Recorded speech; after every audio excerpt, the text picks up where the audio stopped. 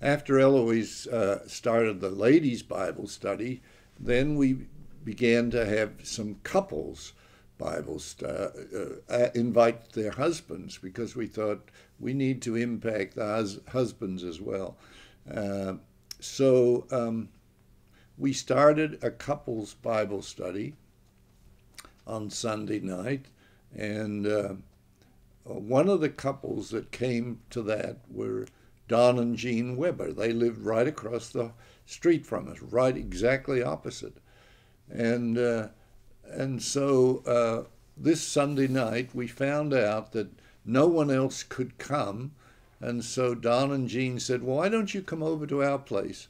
And we said, "Fine, we'll come over there and we'll have the Bible study." And so that gave us an opportunity to focus in on Don and Jean Weber. And uh, at the end of the Bible study, I said to Don, I said, "Don, what do you think of it?" He was Catholic, and I said, "What do you think about this? Are you open to talking about accepting Jesus into your life?" And he said, "Yeah, I'd like to do that."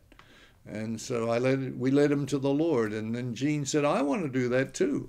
And so we led both of them to the Lord, and in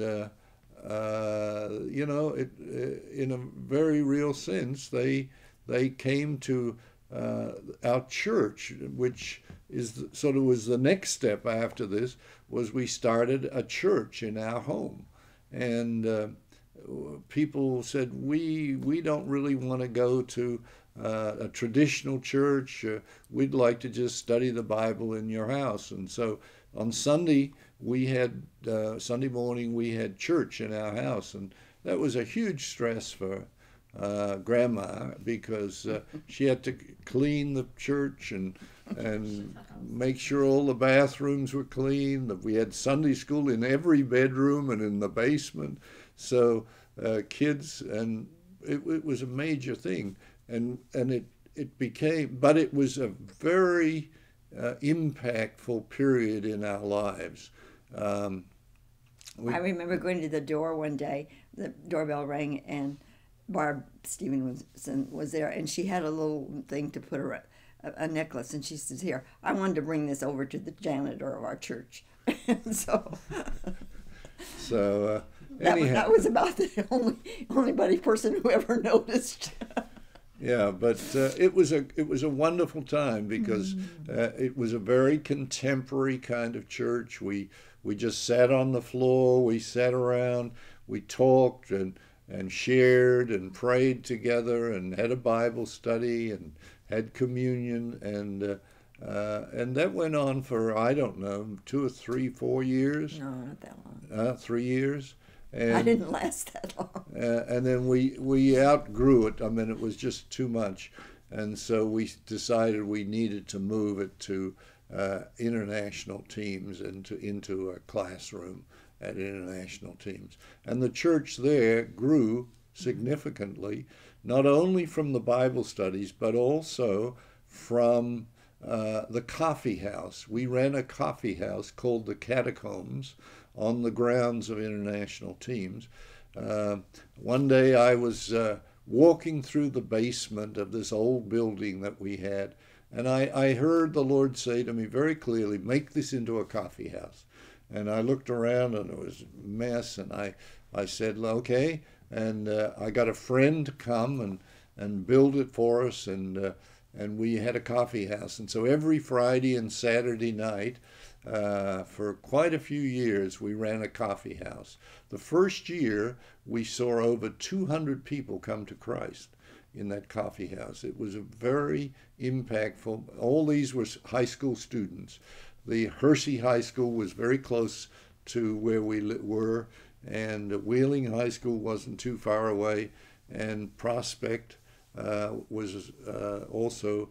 We pulled high school kids from these places, and they would come in, sit on the floor, drink Coke and coffee and whatever else, and talk, and then we got Bill Ruckdashel, who was a sort of a contemporary kind of a guy, to come, and and sort of lead it. And he was good on the guitar, and he planned out the times, and there were a lot of people who came to Christ, that significant people.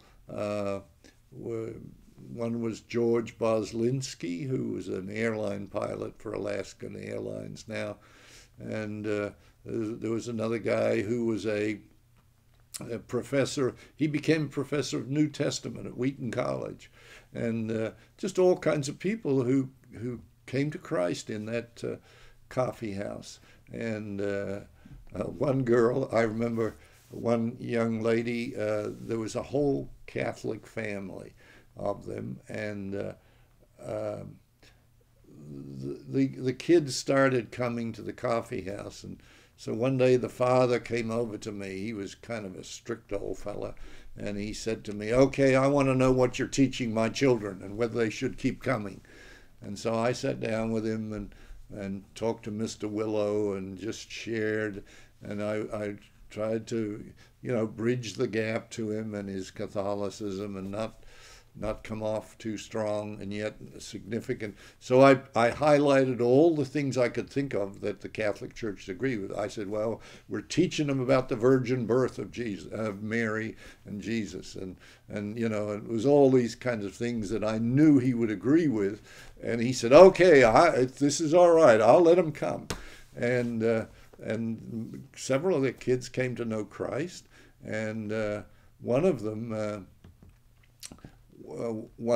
went to Africa just here in the last couple of years, and she was on a team to Africa with her husband, who's I think a dental surgeon or something, and she was there, and she was in a remote village in Togo, and she came across this lady who was studying a correspondence course for Muslims. This lady was a Muslim, and she looked at the correspondence course, and I had written it. I'd written this back in the 50s, 1950s, and here was Kevin G. Dyer on this thing in some language in Togo in Africa. And she says, I know this man. I know who this man is. And because we'd led her to the Lord, and they'd been in our church for a long time. And she said, so she said, that's a good book. And she prayed with this lady, and hopefully that lady came to know Christ. So anyhow, lots of stories like that God weaved together, all kinds of things. It wasn't just one program, but he put together just a variety of things in our lives. And you had a lot of people who worked with you. Yeah, I had a lot of people. So it wasn't just me, it wasn't just Mom. It were people that were shared with us and helped us and encouraged us and became part of making all this happen. So it was very much a God thing.